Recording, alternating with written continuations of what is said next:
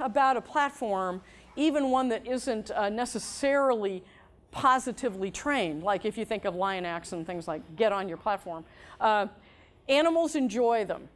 They naturally enjoy being up on things. It manages the animal. It keeps them in a space. It's an avenue. Using platforms can be a way to teach the dog how to offer a lot of behaviors. And it's a really easy introduction to a lot of behaviors, such as stays, distance responses, getting the same behavior you can get really close to a dog, getting further away. So there's a lot of things you can do with platforms, which I don't have time to name. But for dog sports and for positive training, it's been this really wonderful tool that is, it's basically taking the environment and manipulating it to get behavior. So I'm able to take a platform and use it to manipulate the dog into doing the behavior I would like. That's about the simplest way to say it. So the platform is an avenue to manipulate what I want to get out of the dog. So if I want to get a straight heel position, I can get it really quickly on a platform because the platform is going to designate the space. How many of you have ever trained a dog to go to a mat and lay on a mat? Okay? A platform has a different effect on a dog. It delineates the space clearer to them. Okay, so the dog understands that there's a definite barrier where it is. Okay, so when they feel their foot off, they know they're off. When they're half off a little rug, how many of you see the dog doesn't put their whole body on the rug? It's because it doesn't delineate the space clear enough. So a lot of people go, well, I use a mat. Well, that's fine. I'm a big Dr. Phil fan. How's that working for you? Now get yourself lined up in front of it. There you go. Get ready. Click. Excellent. Good. Now, I don't want her to sit like you said. Okay, so no, stand in front. Stand in front. Okay, get your hand out of your pocket. Click. Good. And not even, this is where you're going to go towards her chest point here, like right about here. Like, let me have one. Give me one, just so I can show you what her head's going to look like when you do it. You're going to see how her head's tucking? Mm-hmm. Yeah. Okay. So you're just going to tuck her head when you feed her. Okay.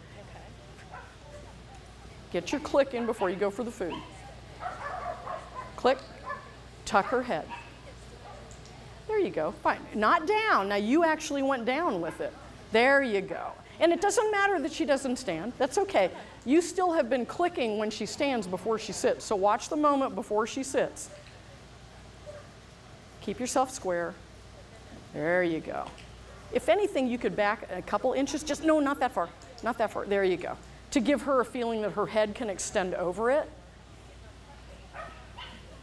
If you stare at anything, stare at the, there, click. Excellent. Good. Excellent. Somebody comes up to me, oh, I got a problem. My dog does this.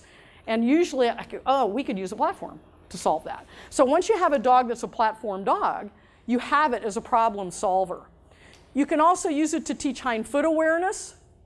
So perfectly timed photo of a basset backing up onto a platform, meaning hind foot awareness. He knows it's back there and he knows he's going to lift a hind foot to get it on the platform. And one of the behaviors that you can teach with that is the tripod or the handstand, however you want to call it. And that's a version of the tripod.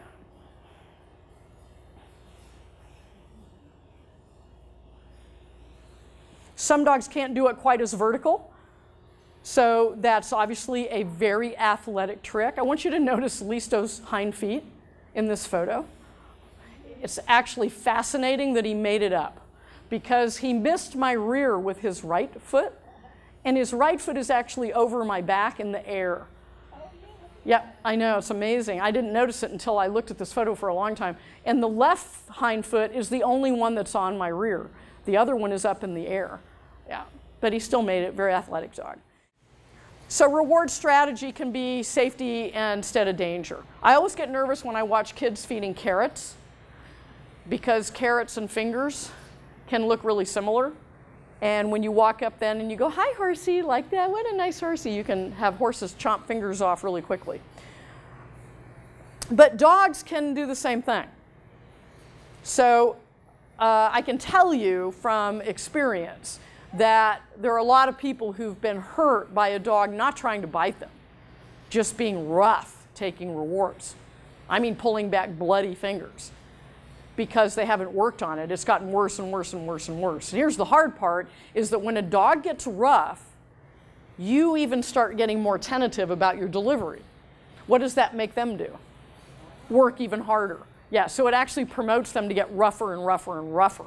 So if you don't address delivery soon with a dog like that and get it to be a more comfortable and safe process, you're going to have problems. Because this is really going to help you during your trick training.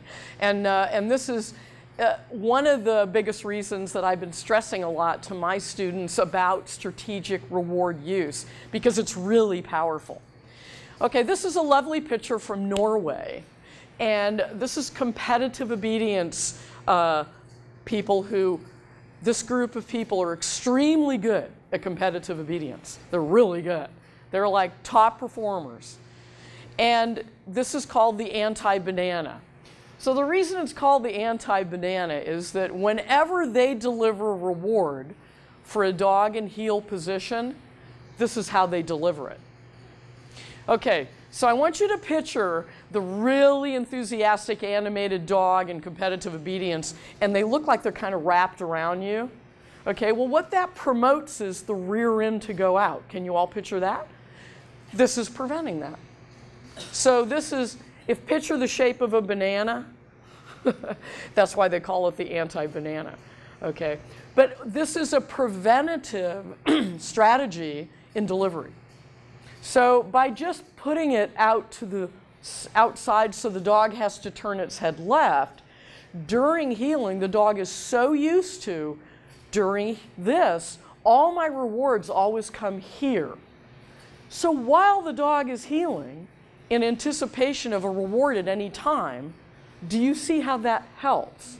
Versus if every time they clicked and rewarded, they let it curl over towards their leg, that's creating more of a problem. So delivery can be preventative. You can prevent problems by being very careful about how you deliver things.